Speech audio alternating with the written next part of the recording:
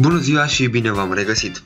Am reușit în cele din urmă să măresc calitatea videourilor mele, astfel încât de acum încolo vom înregistra Full HD 1080p pe rezoluția 1980 pe 1080. Da, cred că era destul de clar din moment ce am zis 1080p Full HD. Mă rog, trecem la subiect. Astăzi vom descoperi cum primim mai multe like-uri pe Facebook, mai multe share-uri, mai mulți follow-uri pe YouTube, subscribe-uri pe YouTube, follow-uri pe Instagram, follow-uri pe și pe Facebook. Mă rog, ați prins principala idee. Astăzi vom descoperi cum facem rost de cifrele acelea care uimesc lumea. Ați văzut vreodată băieți care, gen, nu neapărat băieți sau fete, care au, nu știu, 1000 și ceva de like-uri, iar după ați descoperit că acele like-uri sunt false? E bine, astăzi am să vă arăt cum puteți depista dacă like-urile sunt false sau cum puteți câștiga like-uri false.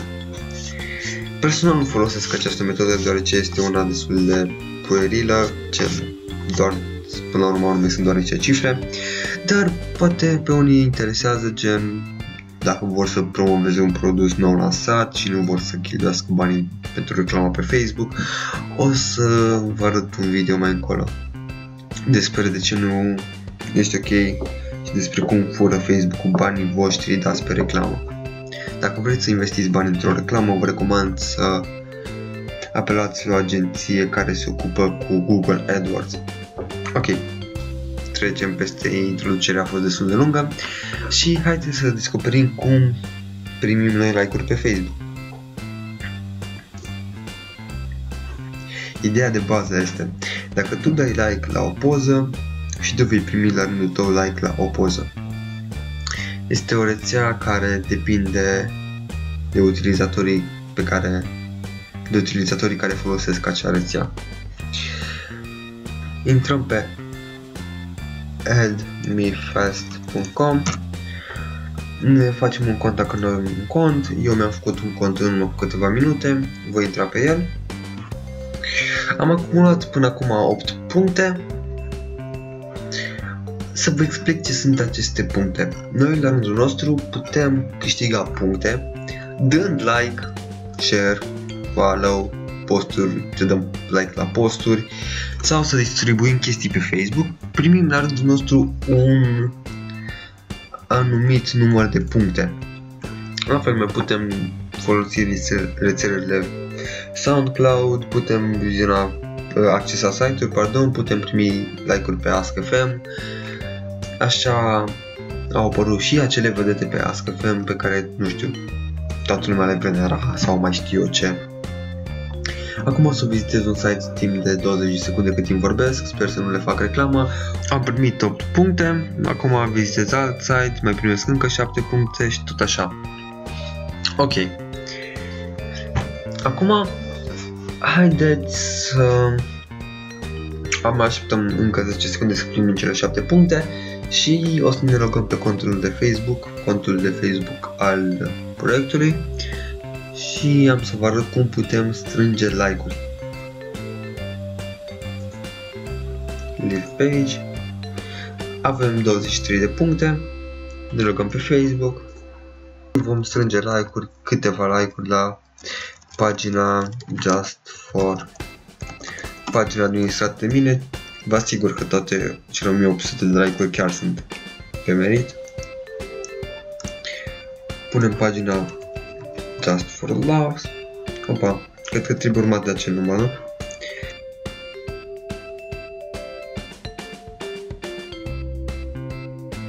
Just for Laughs. Page URL.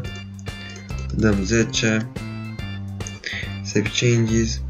Un like a fost dat. 10 puncte au fost retrase. Am 1816 like-uri. Acum am 1817 like-uri. Tot așa până punctele vor ajunge sub pragul de 10 puncte pe like. Acum, ca să vă dați seama de la cine vin like-urile, să urmărim dacă o persoană are like-urile pe bune sau nu. Spre puterea exemplului, la postul unor români, sper să nimerim români, Ionut Sovea. Perfect. Să analizăm puțin fotografia acestuia.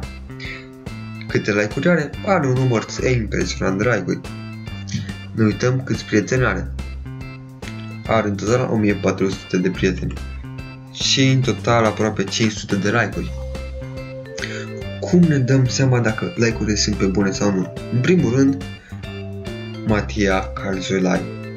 Acesta clar este un user făcut special pentru rețeaua AdmiFest. Apoi, nu știu ce. Acel alt user, John Adam, serios. Mai găsim pe aici. În general, userii care n-au fotografie de profil, de exemplu Banian.